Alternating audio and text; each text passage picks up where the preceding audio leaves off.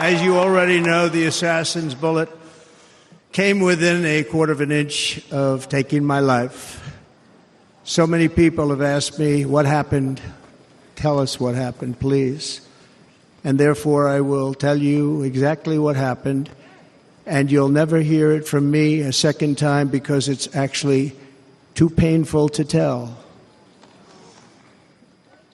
It was a warm, beautiful day in the early evening in Butler Township in the great Commonwealth of Pennsylvania.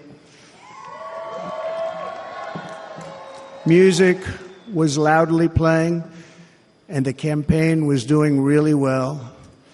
I went to the stage, and the crowd was cheering wildly. Everybody was happy. I began speaking very strongly, powerfully, and happily,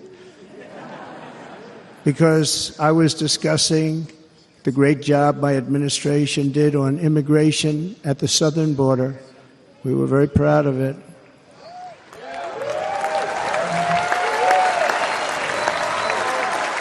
Behind me and to the right was a large screen that was displaying a chart of border crossings under my leadership. The numbers were absolutely amazing. In order to see the chart, I started to, like this, turn to my right and was ready to begin a little bit further turn, which I'm very lucky I didn't do, when I heard a loud whizzing sound and felt something hit me really, really hard on my right ear.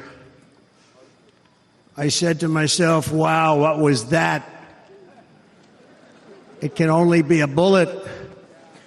And moved my right hand to my ear, brought it down. My hand was covered with blood, just absolutely blood all over the place. I immediately knew it was very serious, that we were under attack, and in one movement proceeded to drop to the ground. Bullets were continuing to fly as very brave Secret Service agents rushed to the stage, and they really did. They rushed to the stage.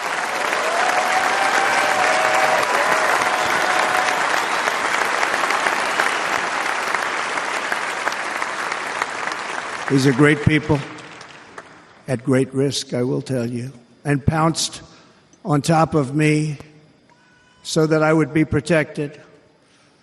There was blood pouring everywhere, and yet, in a certain way, I felt very safe because I had God on my side. I felt that.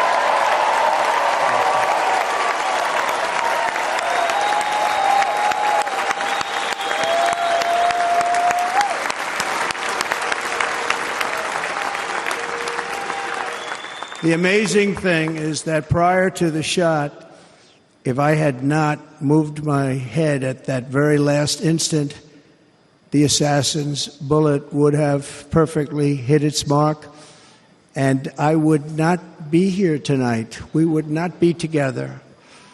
The most incredible aspect of what took place on that terrible evening in the fading sun was actually seen later. In almost all cases, as you probably know, and when even a single bullet is fired, just a single bullet, and we had many bullets that were being fired, crowds run for the exits or stampede, but not in this case. It's very unusual.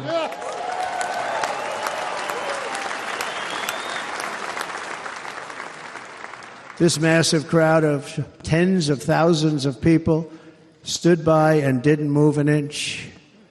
In fact, many of them bravely but automatically stood up looking for where the sniper would be. They knew immediately it was a sniper. And then began pointing at him. You can see that if you look at the group behind me. That was just a small group compared to what was in front. Nobody ran, and by not stampeding, many lives were saved. But that isn't the reason. that they didn't move. The reason is that they knew I was in very serious trouble. They saw it. They saw me go down. They saw the blood and thought, actually most did, that I was dead. They knew it was a shot to the head. They saw the blood. And there's an interesting statistic. The ears are the bloodiest part. If something happens with the ears, they bleed more than any other part of the body. For whatever reason, the doctors told me that. I said, why is there so much blood? He said, it's the ears. They bleed more. So we learned something, but they just, this beautiful crowd, they didn't want to leave me. They knew I was in trouble. They didn't want to leave me. And you can see that love written all over their faces. Incredible people. They're incredible people. Bullets were flying over us, yet I felt serene. But now the Secret Service agents were putting themselves in peril. They were in very dangerous territory. Bullets were flying right over them, missing them by a very small amount of inches. And then it all stopped.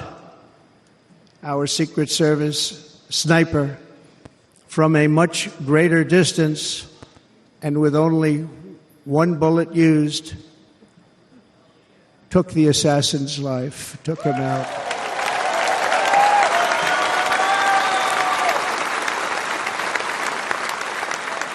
I'm not supposed to be here tonight. Not supposed to be here. Yes, you are. Yes, you are. Yeah.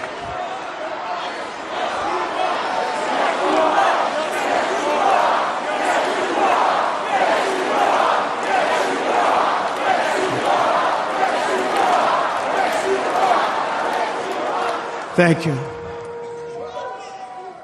But I'm not.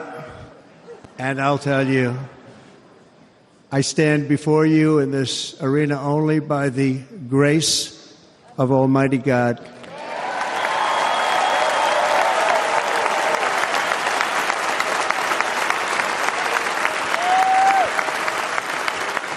In watching the reports over the last few days, many people say it was a providential moment. Probably was. When I rose surrounded by Secret Service, the crowd was confused because they thought I was dead, and there was great, great sorrow. I could see that on their faces as I looked out.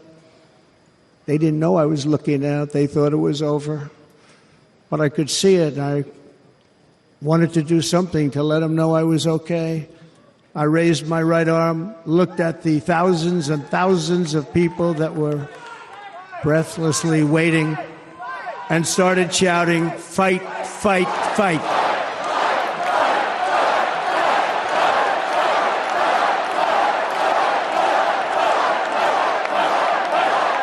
Thank you. Once my clenched fist went up, and it was high into the air. You've all seen that. The crowd realized I was okay and roared with pride for our country like no crowd I have ever heard before. Never heard anything like it. For the rest of my life, I will be grateful for the love shown by that giant audience of patriots that stood bravely on that fateful evening in Pennsylvania. Tragically, the shooter claimed the life of one of our fellow Americans, Corey Comparator. Unbelievable person, everybody tells me. Unbelievable. And seriously wounded, two other great warriors. Spoke to them today. David Dutch and James Copenhaver.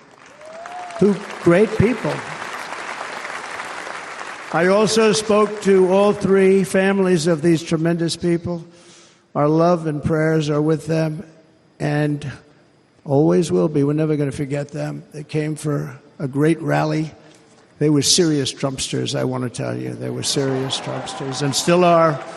But Corey, unfortunately, we have to use the past tense. He was incredible. He was a highly respected former fire chief, respected by everybody.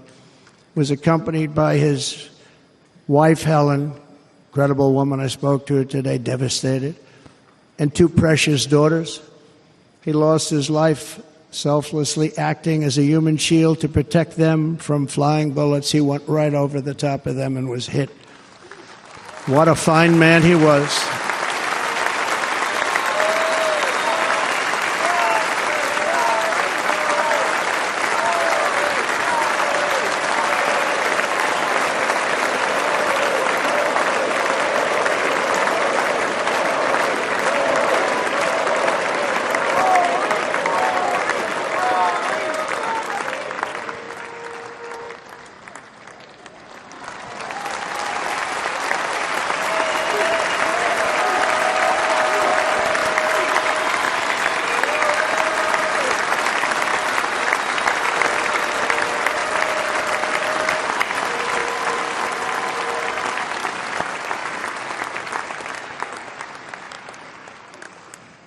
I want to thank the fire department and the family for sending his helmet, his outfit, and it was just something, and they're going to do something very special when they get it. But we did something which cannot match what happened, not even close. But I am very proud to say that over the past few days, we've raised $6.3 million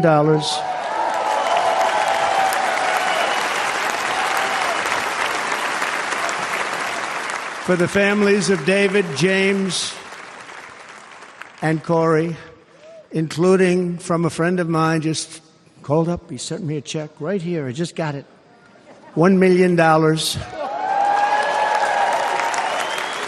from Dan Newland. Thank you, Dan. And again, when speaking to the family, I told them, I said, well, I'm going to be sending you a lot of money, but it can't compensate. They all said the same thing. You're right, sir. We appreciate so much what you're doing, but nothing can take the place in the case of Corey. And the other two, by the way, they were very, very seriously injured, but now they're doing very well. They're going to be okay. They're going to be doing very well.